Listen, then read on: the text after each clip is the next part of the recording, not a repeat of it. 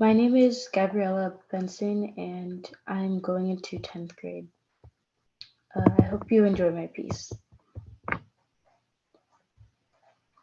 What is your earliest memory of becoming aware that some people look different from you? For me, it was when I was in first grade, and I had a friend who was Korean. My friend told me that we could no longer play together at recess because her older brother told her that she was not allowed to. I begged for her to tell me why, but she would not. Finally, after days of trying to convince her, her brother came up to me personally and told me that she could not play with me because I had brown skin and I came from Africa. 6-year-old me couldn't quite understand what was wrong with me having brown skin and being African, and I don't think that my friend really did either. I was always taught from my parents that Africa was a special and unique place, and this is something that I truly believed.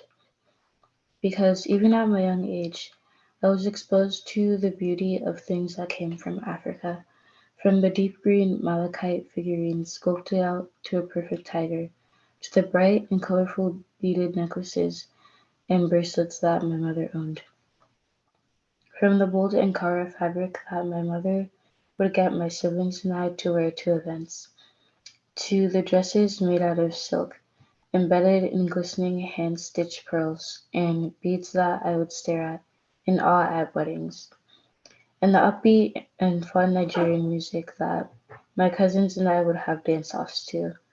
All of these things were my normal. Because I knew all of these things, I thought that other people would get to experience and celebrate these things.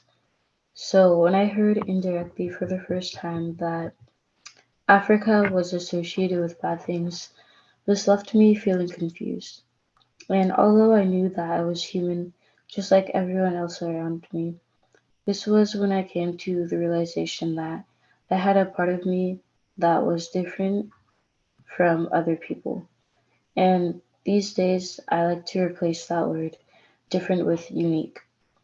It wasn't until then that I became aware that other people thought there was something wrong with being African.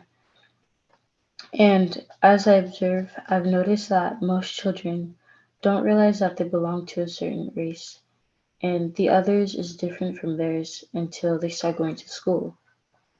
I remember volunteering once, and a girl in kindergarten asked me, "What is your Korean name?" When I responded to her that I do not have a Korean name because I am not Korean, I think the realization that she had a side of her that was different from others may have hit her as well at that moment. But the more I grew up, I started to just accept being seen differently in a negative light. But it wasn't until one day that I had enough and I asked myself, if segregation laws don't exist anymore, why are black people still treated unjustly? I wondered where this mindset came from. As most people knew about the enslavement of black people, the understanding kind of stops there. But after that was the beginning of the Jim Crow era. The Jim Crow era was basically just a new system of oppression for black people and other people of color. There were certain laws specifically created to degrade and mistreat black people.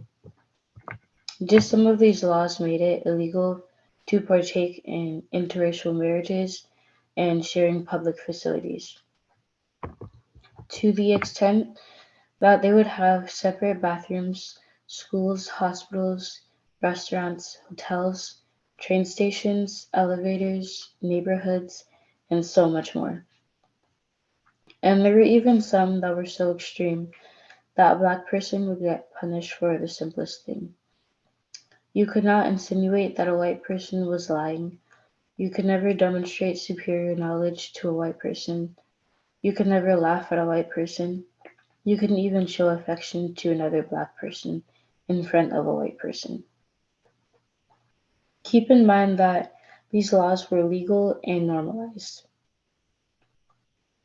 and the majority of black people just had to accept it for the longest time.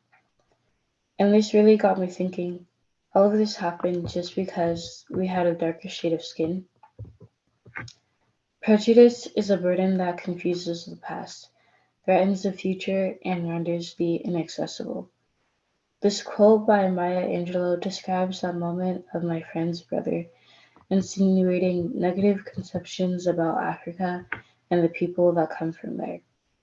After learning more about Jim Crow, my question got answered. I realized that a lot of people still discriminate Black people because those segregation laws were such a big part of society's norm, and their way of thinking has just kept getting passed on to their children. I believe that it is normal for a kid to start to realize that they look and are different, but when that happens, it shouldn't happen in a negative way formed by prejudiced stereotypes.